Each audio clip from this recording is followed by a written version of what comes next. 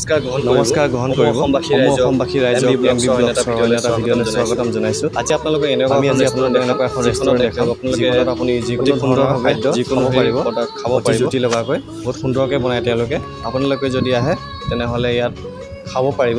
এইখন আপোনাৰ ডিমৌৰ একেবাৰে ডিমৌৰ তেল ডিপু পাৰ হ'লেই পাব, ৰাস্তাৰ কাষতে আছে।